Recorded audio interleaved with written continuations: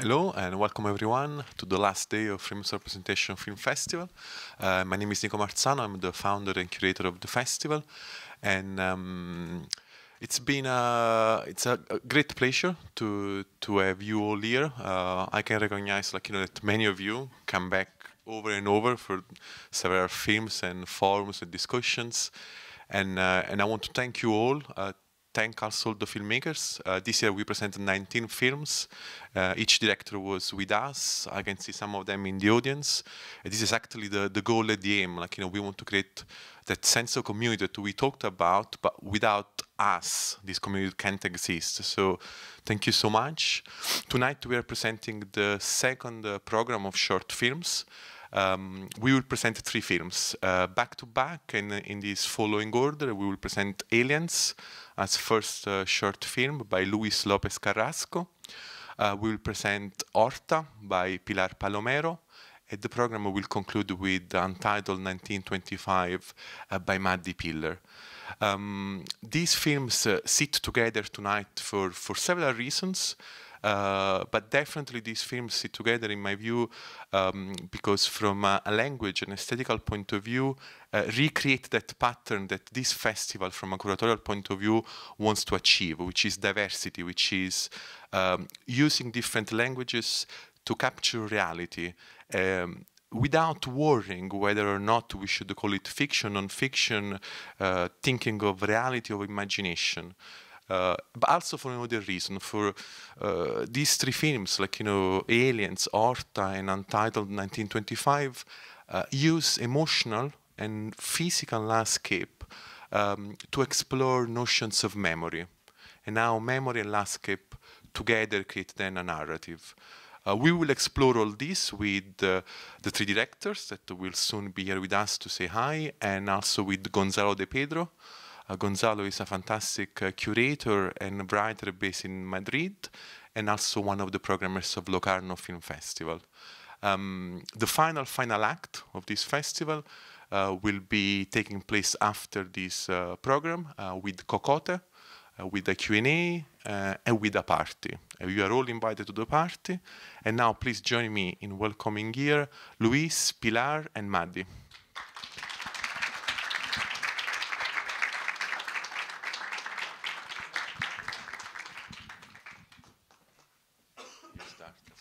Okay. Hi, thank you everyone for coming, and really happy to be here. And I want to thank Nico and the Frames of Representation team because of the invitation. It's been a wonderful experience. I'm very happy because it's the first time I'm in London presenting a work. And Aliens is a portrait of Spanish artist Tesa Arranz, who was well known at the beginning of the 80s, but then disappeared. And it's also a commission by Home Manchester and Matadero Madrid. And I want to also thank Sarah Perks, the artistic director, who is there in the audience, who make possible this short film. So I really appreciate that she gave me the opportunity to produce this short film. So I hope you enjoy the screening, and we'll discuss later. Thank you.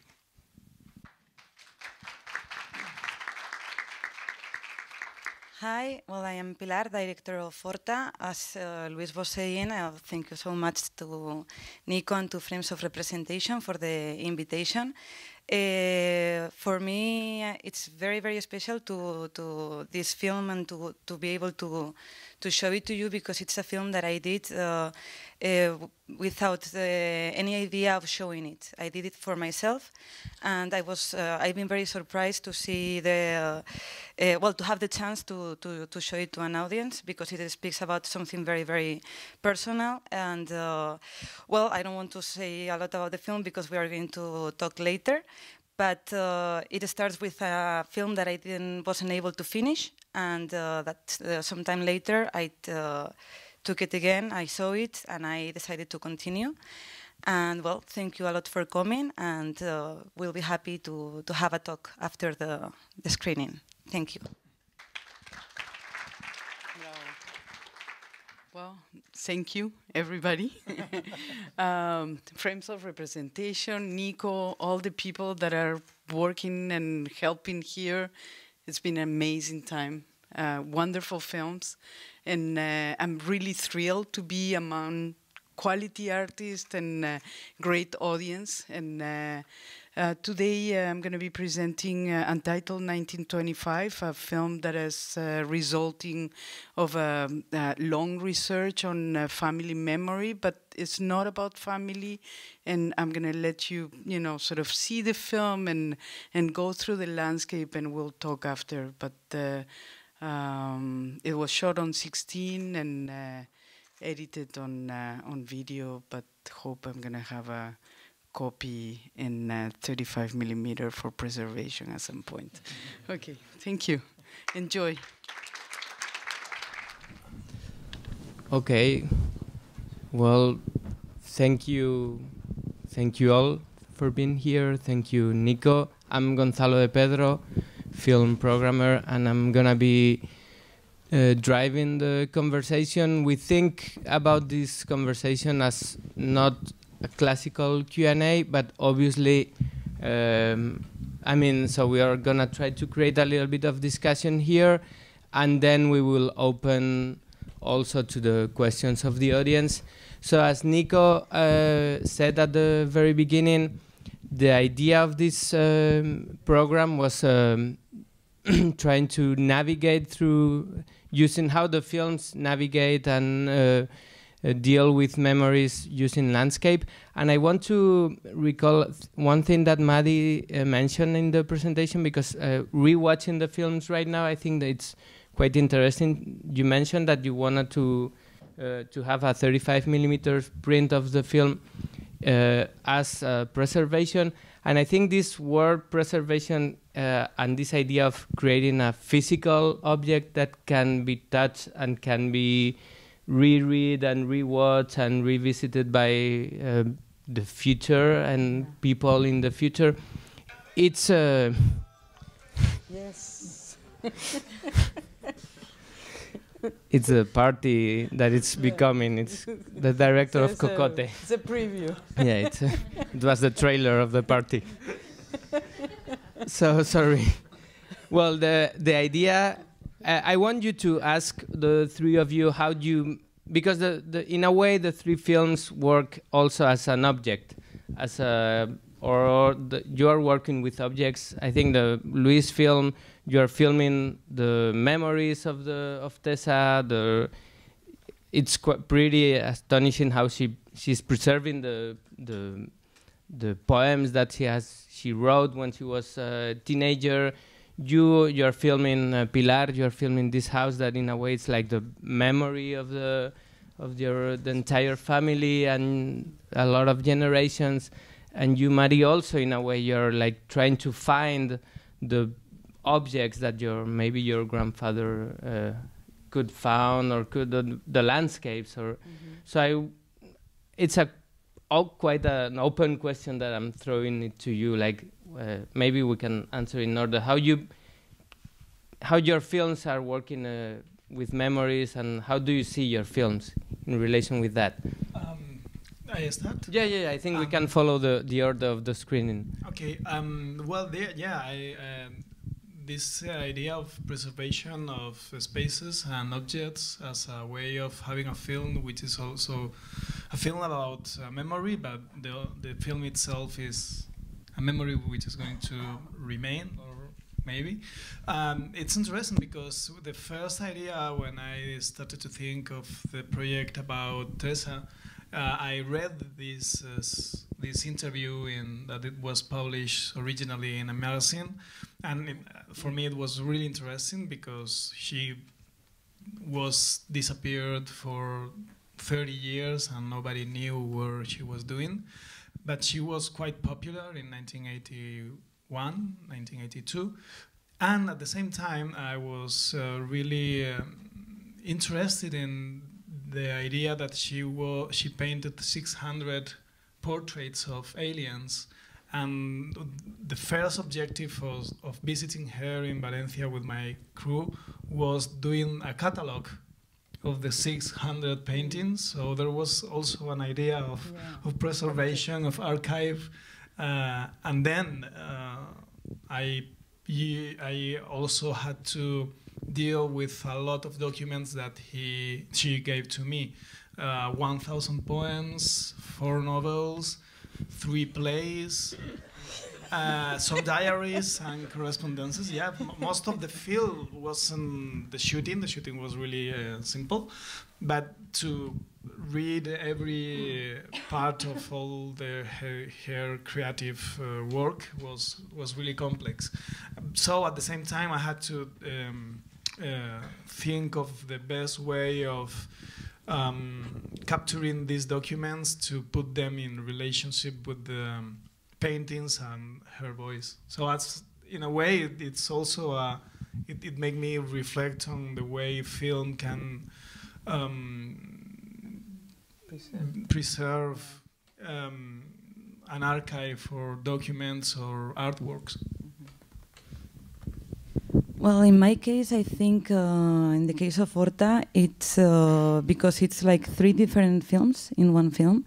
My approach when I was shooting the first part, it was actually that I wanted to make like a reflection of a passage of time through objects. I'm very amused about this, you know, like whenever I find a notebook from my grandmother and I find notes and I wonder what she was writing about, what she was, I don't know, I'm always amused by this subject, and I wanted to make a reflection about what remains, what is lost. And then in the second part, for me it's more, and the third part, about keeping keeping an emotion. I mean, for me, it is more about hearing the laugh of my father, like the emotion while we were shooting, while he was helping me to shoot this. So I think it has both parts. You know, the one of for me, Horta is the way I can keep my father with me. You know. Well, yeah, I opened that because I said that I wanted to have a 35mm for preservation. I don't know, it's still, you know, that materiality. I see the film and it's actually on a digital, on a Google, sitting on a Google, you know, drive and or in a computer, and I don't know what is going to be in the future, you know, the stability of that medium, and in fact, for me, the starting point of this this trilogy was actually the discovery of a material. I found the contract of my grandfather, you know, that he was about to, you know, that he was contracted to box and to fight, and the cartel, how you say, the advertising of the poster of the box, and that actually triggers, you know, to find the I didn't know that, you know, he never told us that he was in Cusco, or that passage of his time. I knew more about the coming into from Europe to Peru, but it triggered in me the reaction of researching. And now that I have this film, I kind of wanna, you know, put in a case and leave it there, so it's not that painful to, you know, cope with history again. But it is not just about my grandfather. I think that was a big excuse to do this film. But I kind of feel that there's many layers, as you can see in the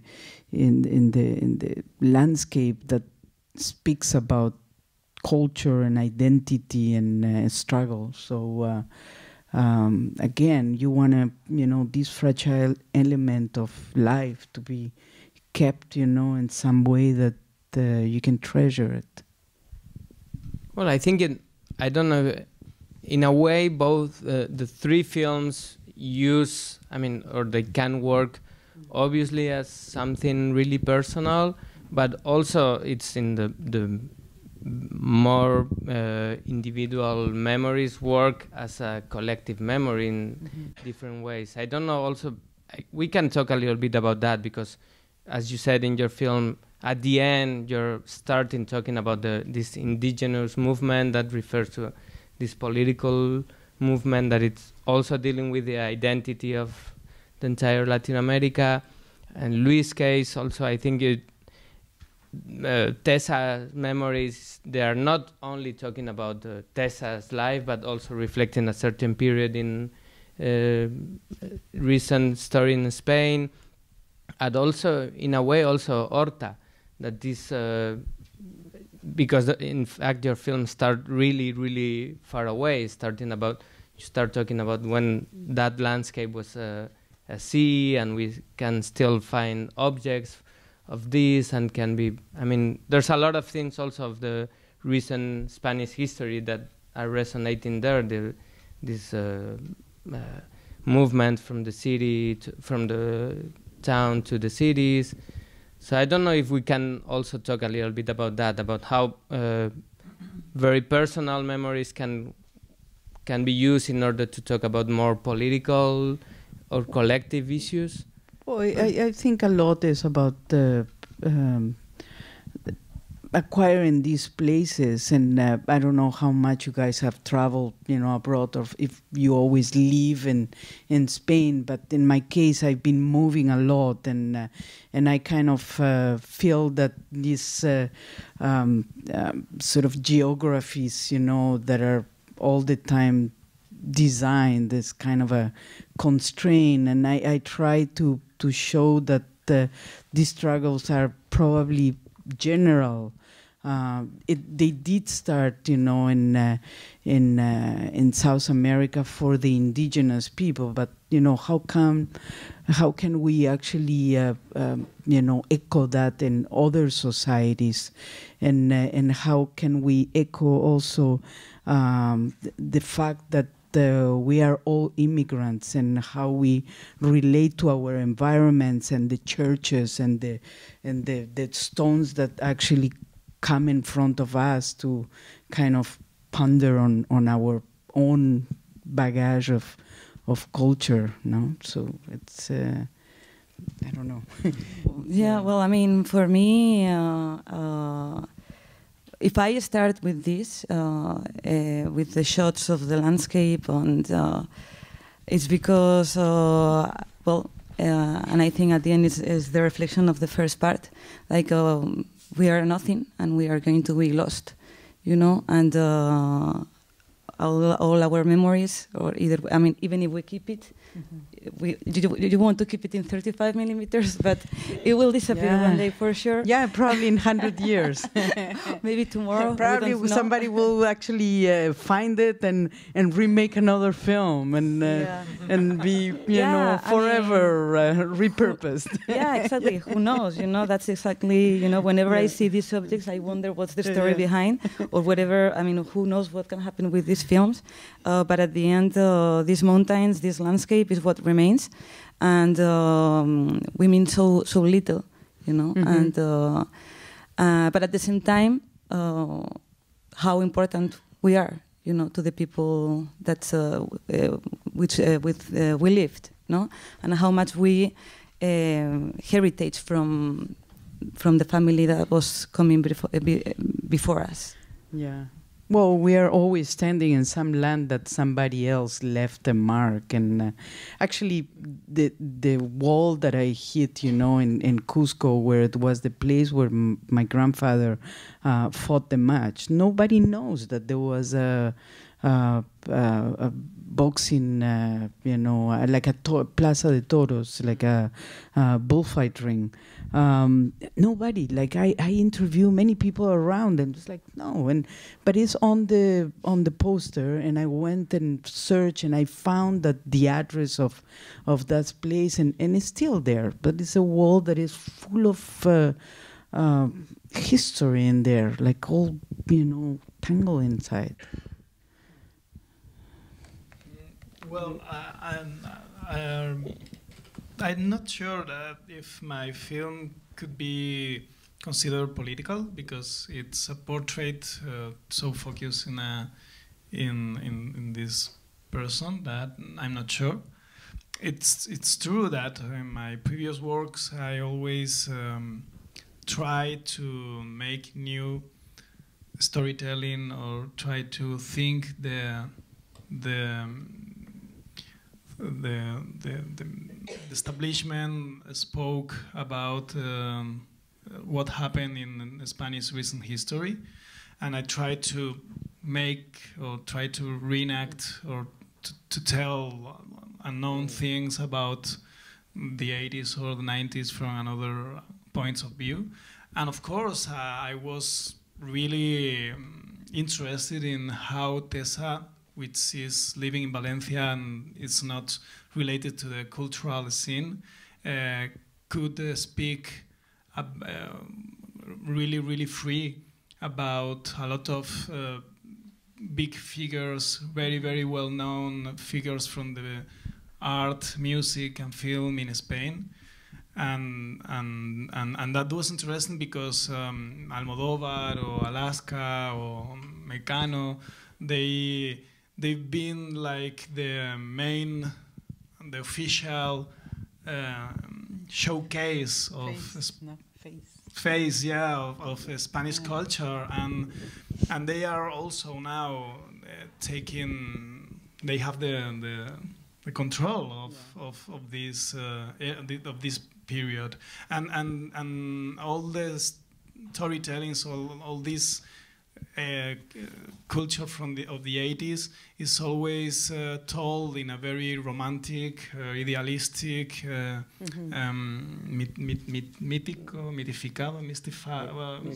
mystified way. So, and that's, for me, it's a bit self-indulgent for them. It's like really difficult to try to break this official story, and of course, having Tesa saying whatever she wants, absolutely.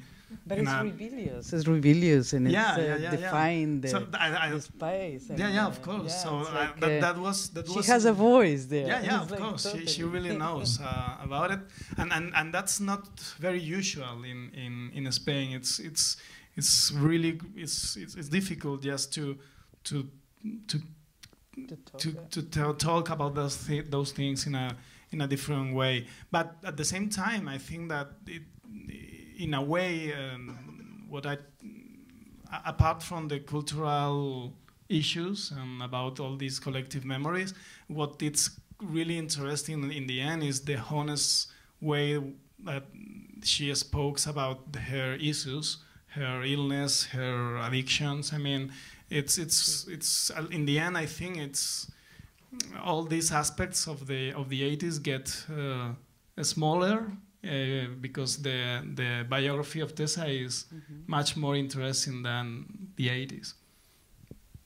So in a way, I spoke about it, but in the same field, I put it in a smaller context. Yeah, which is also a way of like downgrading the importance of that period of the story of the story that had been told about that period, that is like the Renaissance of Spain in the 80s, and maybe it was not that much. For me, it was also interesting to tell that all these musicians and bands were in the 90%, they belong to the high class, even the aristocracy.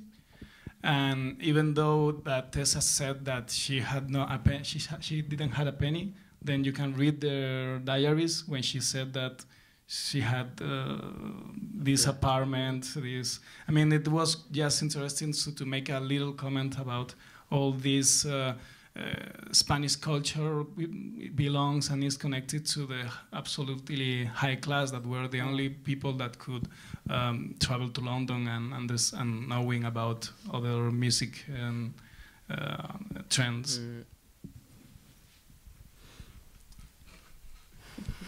I love it.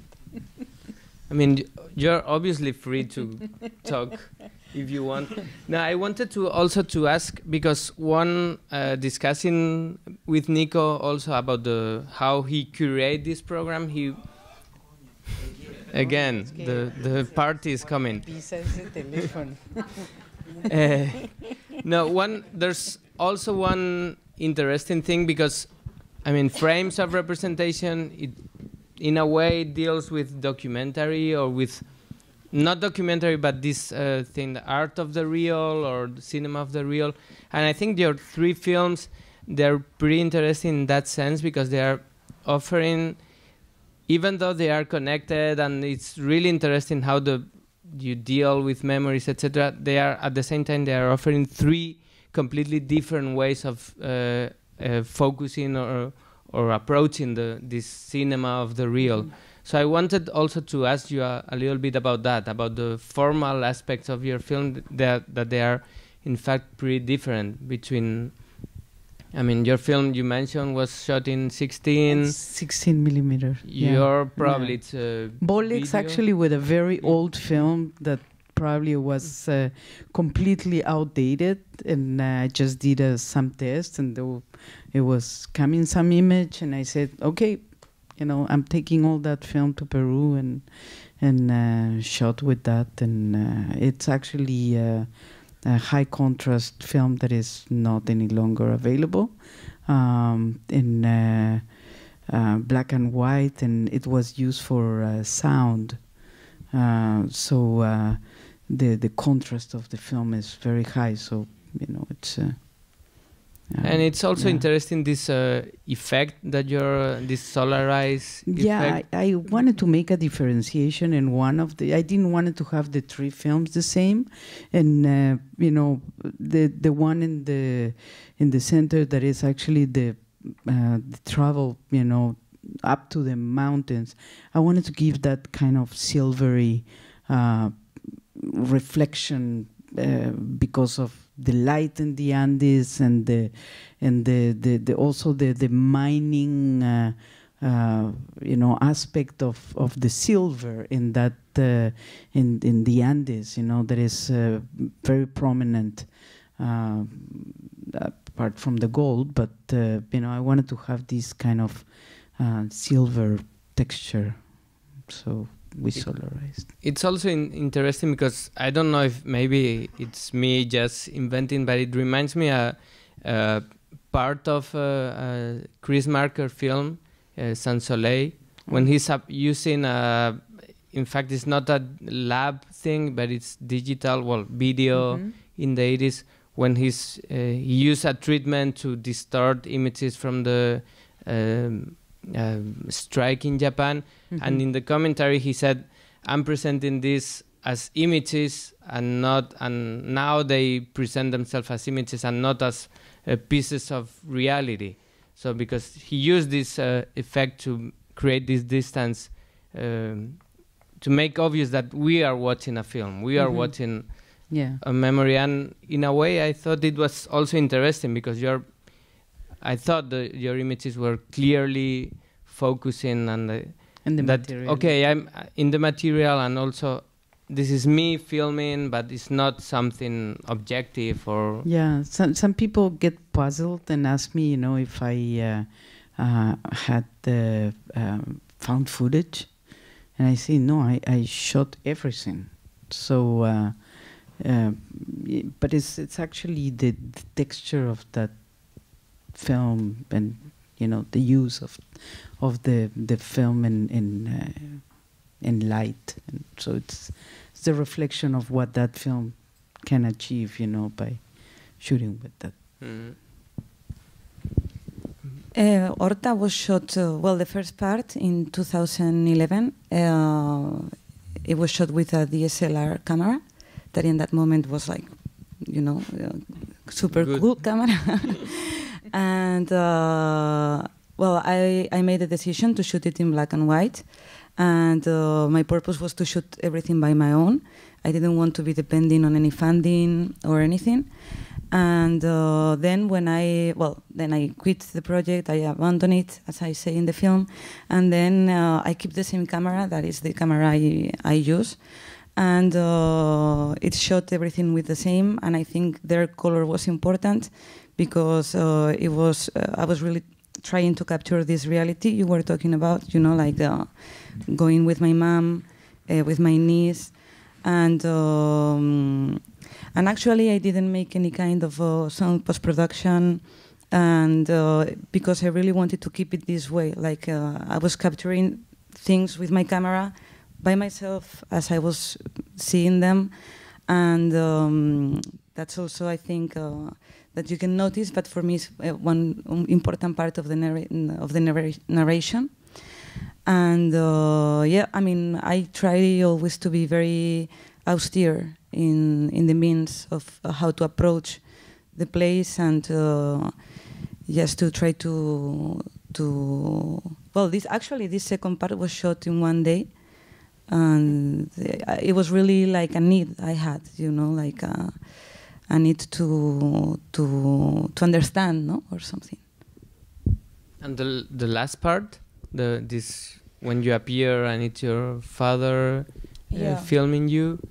Yeah, this is a moment where, well, I was not aware in the moment, but when I was shooting the second part, and actually I was aware not very long ago that I made this film to honor my father, because he was really helping me. And in this moment, I just found this video in my computer.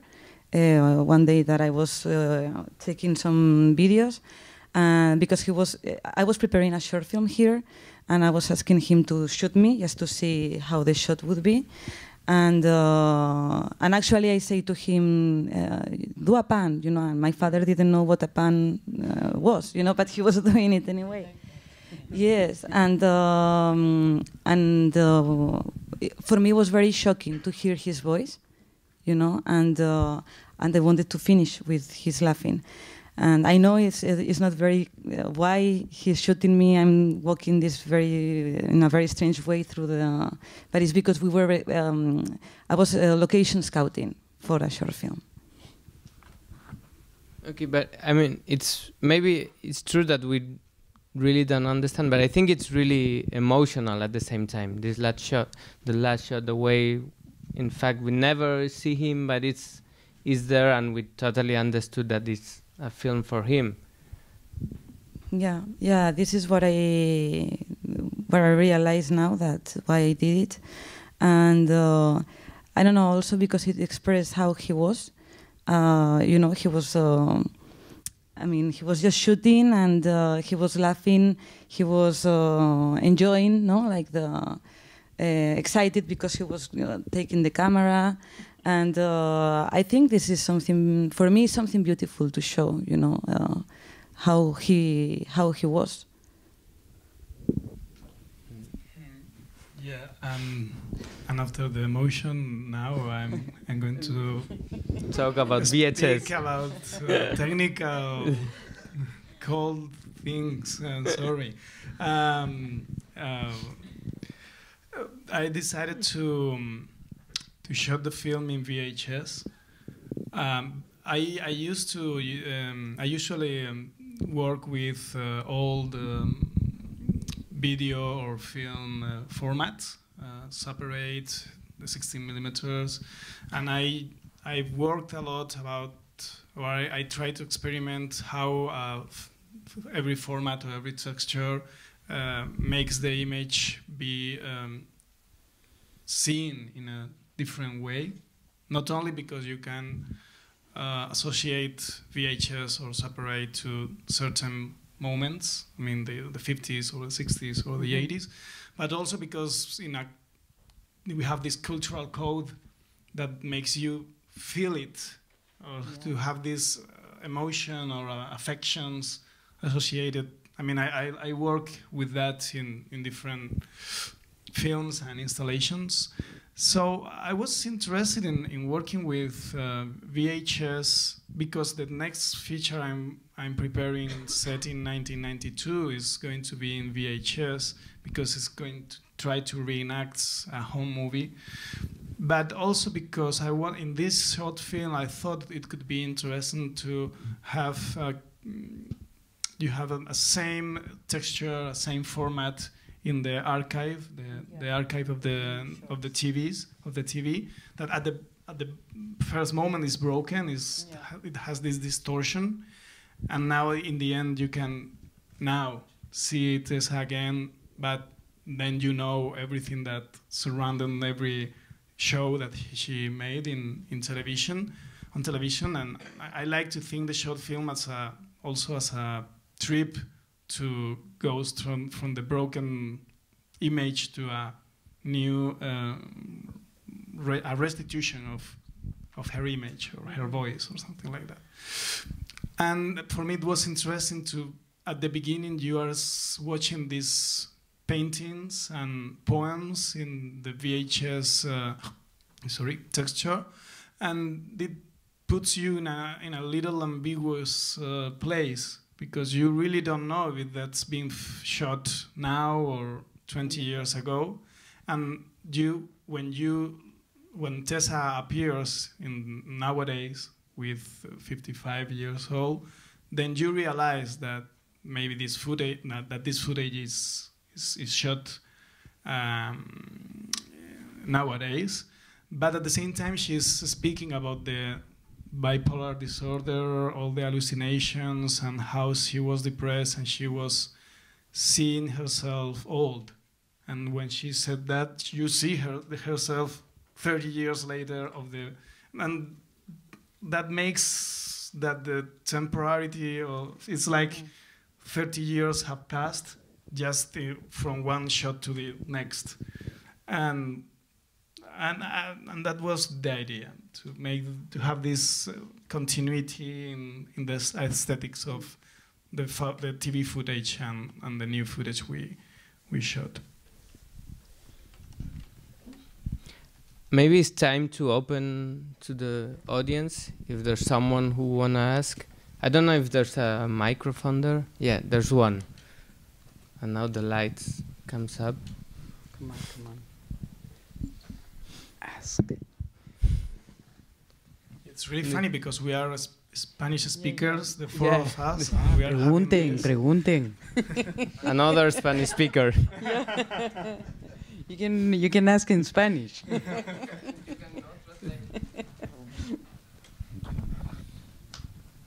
Thank you so much for the shorts.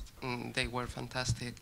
But I want to go deeper in your kind of structure in your movie, because I think it's the cinematography is talking so much. No? In the beginning, it's like all the landscapes, they are real. I mean, you didn't really go into, but then the second part, you start manipulating the image, and then the third part, you go crazy. I mean, how this works, I mean, in your mind, I mean, all this manipulation. Well, first of all, there is a temporality and you know, the linear part that I follow is actually the structure of somebody traveling. So I'm going from Lima to Mollendo, which is in the south, is a port in the south, and then take the train, go up the Andes, and then I stay in the Andes, in Cusco, where everything happened. So in a way, first of all, I followed the same path, and it was after a very hard research in libraries and looking newspapers and everything to actually really trace that path, and going into all these small ports that now they're abandoned, but that at the time were actually really ports of. It was like a microbus, like a microbus, like a little bus stop, you know, where you hop into the Guayaga steamship and continue, and then you arrive to Mollendo and you take the train to go there. And when you start seeing the time, these train tracks were almost new. at the time. So and I follow also the train track. So it's always following some path. And in terms of that's for the structure, but for the colors is what I was saying. I was trying to actually work in a more in a different way when I was in the Andes. I don't know what to explain, but I kind of felt that part needed to be completely different than the other two ones. Actually, I was thinking to do the last part in color, but then I said no, I'm gonna just and there are some shots that I switched to from color to black and white. I kind of really like that black and white expression. I don't know if I responded. And you know, the poetry. What I actually that's actually very interesting because the voice. I didn't want it to interrupt the image with the translation.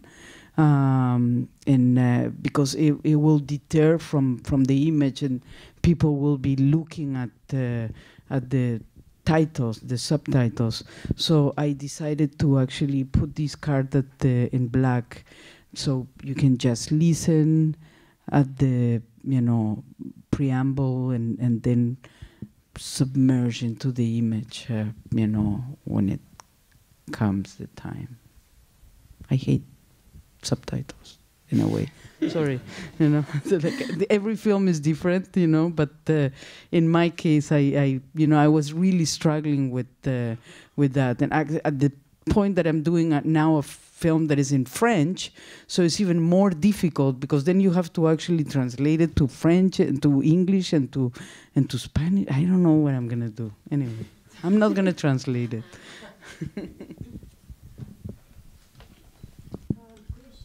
Wait for the mic, please. I really enjoy your work. I enjoy every work, but particularly this morning we started to talk about the sound, music. And Walter March, he talked a lot about music sound. It's very abstract expression. So your work, I feel, what kind of music she used, can feel something very much kind of gypsy sound. And different instrument and noise, and sometimes too strong for me. Sometimes better not to, but it's kind of movement of the abstract black and white, and your sound is very good way to go. But I want to know how you use, how you found this sound. It's composed specifically for every part, and I work with a very good experimental musician, Rick Hislop, and but we had a lot of conversations about the texture of the spaces that I was traveling, and so he used the rocks and the metal in one, and then in another one I wanted to have more like but it's not made out of breathing, it's made out of an accordion. And that was the third one. And the first one, in Lima, all the old architecture is made with caña, I don't know how you say, it's like straws inside the structure of the houses. So it sounds like this wood kind of sound of boom, boom, boom, like, so that's why we structure the sound, but yeah. And it was made after he was working separately? Yeah, I edit the stuff and we have really long conversations and discussions about many things and about politics and struggles and things, and we came up with that. And then the voice that the voiceover, which is my voice, I wrote the stuff afterwards. When the film was finished, I was really struggling to find the words, and I went and hid somewhere and started writing.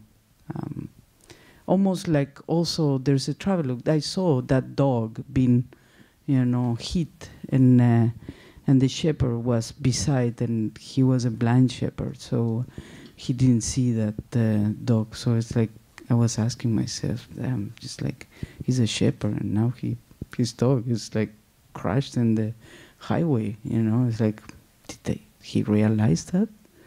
So it was very hard. So anyway, it was inspiring. I don't know if there's someone. Yeah, there's another. Thank you very much for all three filmmakers. Your film finished with one of those cards you mentioned with the writing regarding the indigenous movement in 1900. There was a recent one in 2009, I think, in Peru regarding the massacre. Is this related to that? And I was a bit confused at why the film ended that way. Can you elaborate on that? I don't want to enter in politics. 2009 is, more recent history. I'm really talking about the insurgents that happened in the 1900s when Valcárcel, Mariátegui, all these thinkers were actually really realizing that there was another, sector of the population, which was the Indian, population, that they had to, had a voice. They have to take care of them, and that they had to express themselves, and that the movements of industrialization were coming to these areas. You have to start thinking, okay, what was the industry in Cusco, in the 1900s? The beers from the Germans, the ships, that were loaded with cows and things that they were bringing over there, and then the paysan, how you say, the people from the countryside, they start being dragged from the countryside to these companies to actually work in factories. So there was a struggle happening, and they were thinkers, but they were still people with education, and these people didn't have education. So that hasn't really changed very much when you think of a country that has only 1% of their GDP, put into education. So when I say that that everything remains the same, everything remains the same. Sad. Sorry. We have like beautiful films that are, his film is hilarious. It's like really energetic, and your film is so poetic. Yeah, thank you. He's gonna ask Pilar for your films. No, I'm gonna a question for all three, perhaps. I just want to ask a little bit about the aesthetics of memory, because it's apparent to me that all three films use techniques, whether VHS, old film, even black and white to some degree, and I wonder why it is that people feel drawn towards using older techniques to make films about memory. Like, why not use virtual reality or anything like that? And I just question, like, what the motivations you think are for using these techniques. I think it's the aesthetic of the artist. I am very attached to materiality, to the film. I have, plenty of cameras, and I want to use them. Well, yeah, I mean, in the first part, because I was relying on memories of my family, and most of the memories I have from my family, from my grandparents, are black and white. So yeah, I think about the past and I think about it in black and white. I cannot help it, and also that's why present reality nowadays, I picture it in color. And again, the third part is a memory again. Yeah, but it's interesting because it's curious because in the first part, which is shot in black and white, and you are referring to the, well, I mean, to the past, no? To the past, but also to the decade of the 30s. The village appears to be more new and more contemporary. Yeah. Neat. And it's amazing because when you use color, it's not summer, it's like winter, and it's like the color makes you feel this village like more abandoned and dirty, and it's really curious because when you get close to the present, these spaces are like remaining more forgotten than when you were speaking of the past, and that contrast is, I think, one of the main achievements, I think, of the short film. No, and actually, what's happening, you know, like for example, the abandoned train station, it's getting every day. It's going to disappear, and I can also feel this in the passage of time in this 5-year interval period.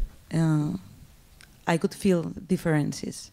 I could see differences. Yeah, in a way, you also have this. I thought that we were going to see the house abandoned because you present it full of dry leaves. I mean, it's like there is a table which is. You can feel it that it's broken. So I thought that we were going to see the house empty, and in the end, it's not empty. But you can feel that there is an absence that we are going to discover in the last part. No? I was even thinking that place where you were going in the woods, it was like already like overgrown, some kind of a real estate that has disappeared, and it's like, okay, this is where my house used to be, No, the house is still there, and we try to keep it nice and No, but it was for me it was very simple and humble approach. Things change in these 5 years, and I was really taking away the paper of my room, and I was painting it in white. And my niece, that she was a baby when I shoot the first part, she's now, and she's there. And when I said before that for me it was important to make the film, is because in that moment, I was for me is my niece. No, when I see her in the film, is the way that I feel my father keeps living. No, like, and that's why also she's with my mom, and like the way we have. Well, it's the only way we have to not to be lost in memory, even though we will be lost. Yeah, in fact, I was about to ask you after. 1 minute ago about this very beautiful moment when the sound appears. That is in fact the sound of your niece, because it's the first word that we hear in the film is it's your mother and her answering, and it's very beautiful because it's like this moment when you feel that your father is not there anymore, but it's life coming up, and there's this, in a way, this Disney thing, this circle of life, in a way. This everything keeps moving, and it's really moving, that moment. I really wanted to show that because I really need to have this feeling. Like, and I don't know, when I was watching your film, this last sentence that Tesa says about dying, it really impressed me. And because, well, in this moment, I really need to believe, like,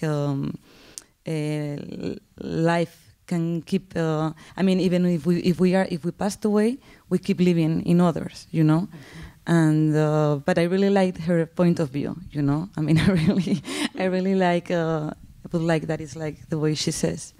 Yeah, she's amazing. Yeah, well, yeah. The main point is that I think it's interesting because it's when you speak about I don't know the name in English. Well, I mean deep aspects, or I mean it's like she is happy when she is speaking about sadness. No? She's not sadness when she speaks about sad or difficult things. And this mixture between comedy and tragedy was it's her character, her personality, and the short film had to be, or we tried to make the more balanced portrait of all these multiple aspects of her life. It's like she's living happened to so many issues that it's like she has lived 10 lives with 58. And about your question, I think I answered before about using these video techniques to make the audience be ambiguous about when this was filmed. But of course, it's curious because it happens to me. We have to finish. Yes, okay. I think so. We continue later. They're doing me gestures. One like more that. thing, I kind of feel envious of you guys because you had a subject that you can actually really construct that memory from something that is a living, persona in the case of her, or the house, your mom, your niece. But in my case, I had to actually dig into researching, and I don't know. I tried to make this history as accurate as I could because I'm trying to, in a way, reveal my grandfather, travelogue. So. But it was quite difficult anyway. Okay, so thank you all for being here and asking questions, and especially thank you the three filmmakers for your films and your answers, and I think they deserve an applause.